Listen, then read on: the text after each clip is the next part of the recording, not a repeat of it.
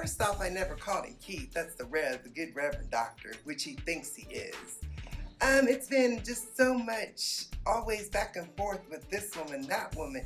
She ain't got no money. Now she's sick. He's on the road. I'm telling you, he's been paying for those lot lizards. I know he has. This relationship has never been ideal. He was supposed to be some reverend in church, all about God, but I don't see where it is. In the Bible, it says nothing about having multiple wives. So I think there's an issue there. I work mental health. I think there's a mental health issue. I really do. And I don't know if he even thinks he's wrong, even still after today. I don't think he thinks he's wrong. He thinks it's okay to have multiple wives. Who does that? You can't even afford one wife. You can't even afford your bills. Where's my girl's car? I'm gonna need you to go tracking out to get it. Because obviously she don't have a car and she has multiple appointments. You're not even there to get her to the doctor. I don't understand what part of family or head of the household, where's he get that? To be head of the household, you need to run the household. That's pay the bills. That's not running someone else's household. I mean, I'm still trying to figure out where the hot dog stand went. At one point, I don't even know where that went. And then the other day she told me that he wanted her to go out there and sell hot dogs for extra money. I don't think so. That's not even her stand. Yeah, I guess that's where all the wives come in. I don't know. Jesus be offense. I don't even know no more. I don't even know what to say about him. He's just so bizarre. Is he real? I mean, is he even human? I don't get it. He's still not gonna get it. She's gonna have to just leave him. Before we even left, she's texting me talking about I made him ribs and scalloped potatoes. He didn't even come in. He was supposed to be in at 10 o'clock. He comes in the next day. And then she had to go pick his tired ass up. Borrowing her mom's car, mind you. And then he just kept calling her lazy. Like she needs to get a job and she needs to get it now. Why does she need to get a job? Why can't you afford the family life? You want 50 million wives? Can't you afford them? No, hell no, he can't afford it. He probably can't. He probably ain't got no money on him now. That little broke thing. And you know he ain't even tithing. I ain't gonna be a minister. Ain't even in church. Whew, girl. I can't do him. I'm done. I can't do him. That's a ring. And this is why I'm single right now, because I cannot do idiots. If you ain't got money in your bank account, and if you can't help support me, period, no can do. Done with it. Period. Wow. She seen right through him. The judge was brilliant. Of course she's beautiful, but still she was so brilliant, so smart. Obviously, he was an idiot. Obviously, she told him quotes from the Bible that he did not even know. Now, you tell me that's a rev. There ain't no rev. You got that online. He probably went to that. Isn't there an online minister school to get your license? Honey, listen. That's where he got his little doctrine. Wanting to know a ministry thing, nothing like that. Done. Idiot. Oh, Jesus be offense. It works my nerves. I'm going to need a cup of coffee. Y'all know I'm hungry too. Now I need some cream and sugar. I do not like it like I like my men. Lord, I need some cream and sugar, but I like them creamy ones and them caramel looking ones too, baby. Just not too much sugar. Not too much. I need them rough, you know. Not like Keith's old pansy. I think he's gay. See, I think it doesn't make sense because he talks so against that. But you're the idiot. Oh my God, Jesus be offense. Bring him in here. I need him here. A lot came out, and I believe it was truthful.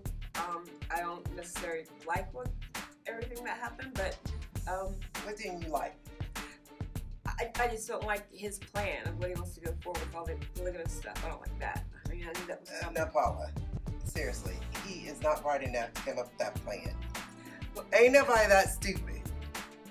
It's not. Come on, Keith. Paula.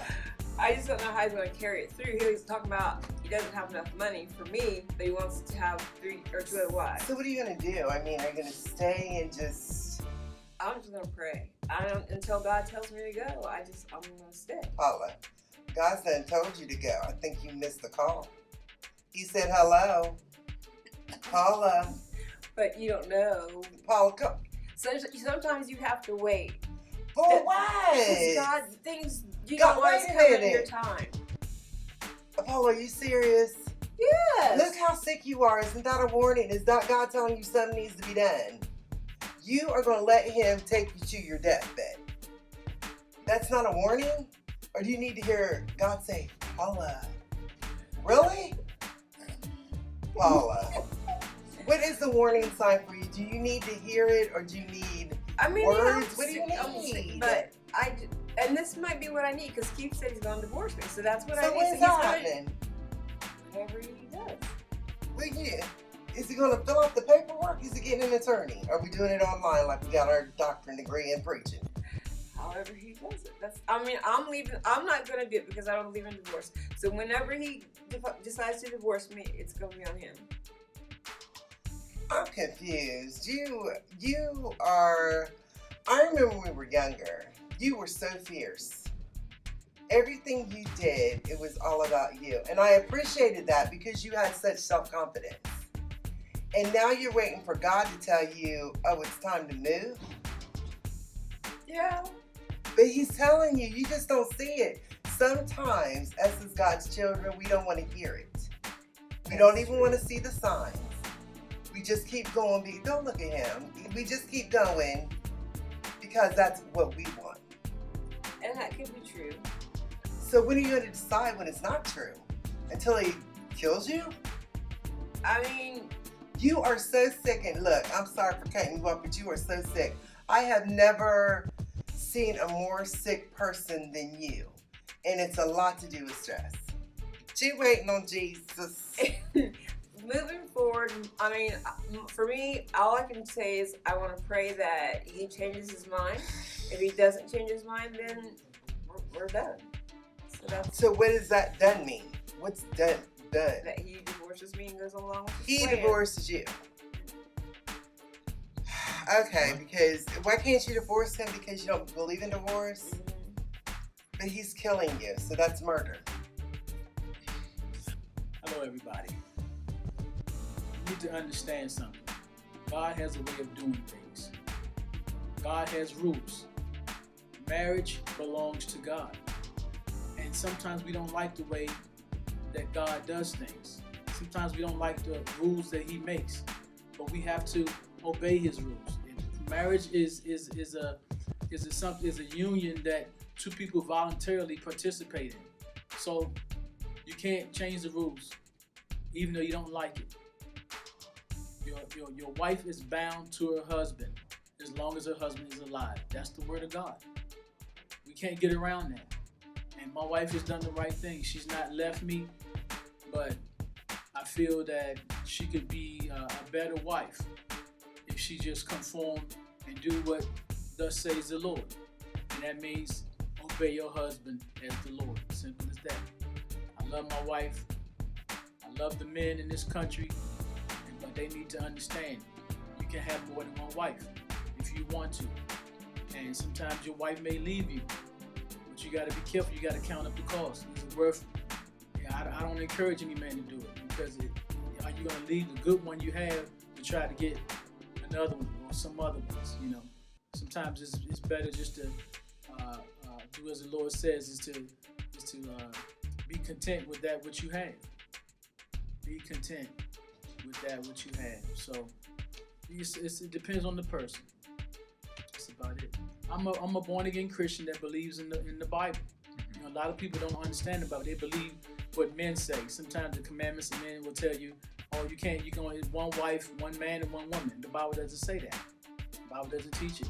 So unfortunately, they believe it, and then they get cowed by their wives or their girlfriends or whatever the case may be, by their preachers. But I have understanding. I've been called. That's the difference between somebody who's been called and somebody who went. I want us to be together always, and I've already married these other women, so you can't say, oh well, I made a mistake and I'm not gonna go with together some kind of way. If it takes a multitude of years, whatever it takes, we have to be together, because that's what the Bible says: a husband and wife should be together until death.